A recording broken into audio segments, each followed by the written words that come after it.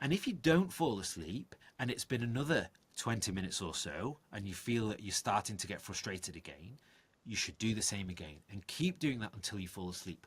And the reason being is that people with sleeping difficulties, it can very quickly escalate into long-term chronic insomnia. Because what happens is whatever it is that's stopping you from sleeping or impairing your sleep, if you lie there for hours on end, getting more and more frustrated, then the more frustrated you are, the more your stress response becomes Yes. activated and the less likely you are to fall asleep. So the first thing that this kind of technique does, it's called stimulus control, but the first thing that this technique does is it tries to remove the stress out of it, that Mm-hmm. kind of frustration that inhibits sleep. But inevitably what ends up happening to these people is they're lying in bed all night, getting more and more stressed, more and more worked up, not falling asleep. And eventually their brain starts to associate their bed as a place where Mm-hmm. they feel stressed and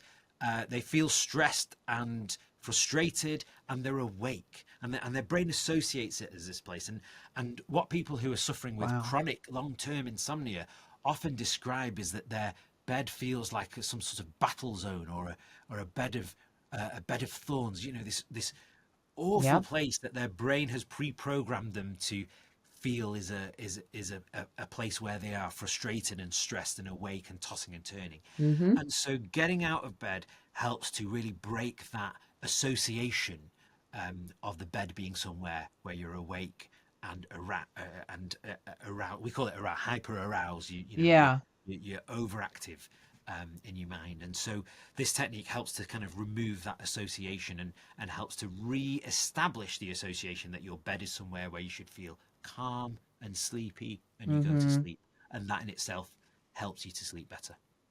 I did get into a pattern and I'm finally breaking it where I'm going to bed at 9 and then I would wake up around 3 wide awake, like time to get up. And it's frustrating because I'm like, no, no, no, no. I want another hour and a half. But I'm wide awake and I get out of bed and my thing is I don't want to get frustrated, but I don't want to wake up my husband, right? And I'm moving Yeah, around a lot. So I'll get up and I'll just go in the other room. And most of the time, within 20 minutes, I'll get relaxed enough and I can go back to bed and I can go back to sleep. yeah. Yeah, and that does work. Sometimes it doesn't, and I just stay awake and it just is what it is. But that thing about being frustrated in bed, yeah, and you don't want to go to bed with that idea in your head too, right? Of well, am Absolutely, I going to yeah. sleep It, it, it's tonight? it's a recipe for propagating your wakefulness. If you're feeling frustrated and Yeah, stressed, we need our brains to be relaxed, calm, not um, working. and not working hard, feeling safe in order for us to fall asleep. So, Yeah. yeah, it's really important. Really important. One of the things when I asked that question about, feeling safe, and one of the things that I will do is I will tell myself, "You're safe. I'm safe. I'm safe. I'm okay. I'm safe."